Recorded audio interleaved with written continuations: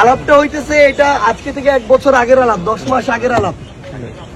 আমরা টিএসসি তে আমাদের ব্যক্তিগত উদ্যোগে যত টাকা ত্রাণের উঠানো হয়েছিল তার মধ্যে আমরা এটা একদম অডিট করে ইন্টারন্যাশনাল একটা ফার্মের মাধ্যমে অডিট করে এটা রিপোর্ট জমা দেওয়া হয়েছে। যে কয়েকটা ছিল পাই টু পাই টাকা ত্রাণ মন্ত্রণালয়ের যে ফান্ড সেখানে আমরা জমা দিছি ঠিক এই কারণেই, কারণ আমার এই লজিস্টিক্স নাই, আমার এই ম্যান পাওয়ার নাই। আমি আজকে থেকে 1 বছর আগের কথা বলতেছি, অগাস্ট সেপ্টেম্বরের কথা। লজিস্টিক্স নাই, ম্যান পাওয়ার নাই, আমি যে এখানে কাজ করব আমার একটা জেলায় স্ট্রাকচার নাই, আমার এর আগে এই কাজ করার অভিজ্ঞতা নাই, তাহলে আমি যদি এই টাকাগুলা আমার তো অ্যাবিউজ হয়ে যাইতে পারে। তো আমি কি করব যেন প্রপার ইউজ হয়। এই প্রপার ইউজটা হওয়ার জন্য আমরা ওইখানে দিচ্ছি, কারণ তাদের জনবল আছে, সরকারের ওই জায়গায় দিচ্ছি। আমরা যদি অন্তর্বর্তীকালীন সরকারের একটা মন্ত্রণালয়ের উপর আস্থা না রাখবো তাহলে কার উপর রাখবো?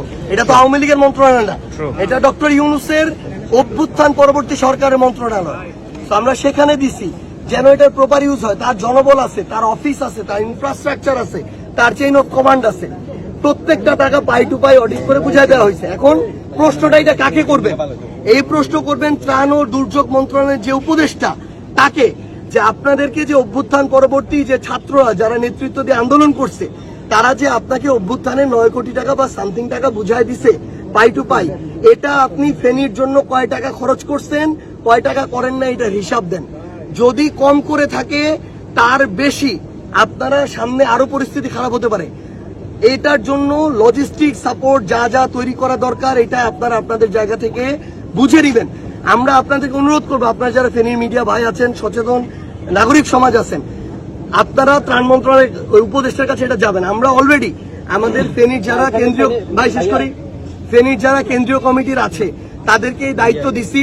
তারা আগামী 1 সপ্তাহের মধ্যে ত্রাণ ও দুর্যোগ মন্ত্রণালয়ের যিনি উপদেষ্টা তার সাথে কথা বলে এই খবর নিবেন যে এই টাকা খরচ করা হয়েছে কিনা, যদি না হয় কেন হয় নাই, যদি এর বেশি হয় তাহলে সেই খরচের ডিটেলসটা যেন ফেনীর মানুষের কাছে উপস্থাপন করা হয়। কোন প্রশ্ন কাকে কখন কোথায় করতে হবে এটা আপনাদের বুঝতে হবে। একটা জিনিস ভাই, আপনারা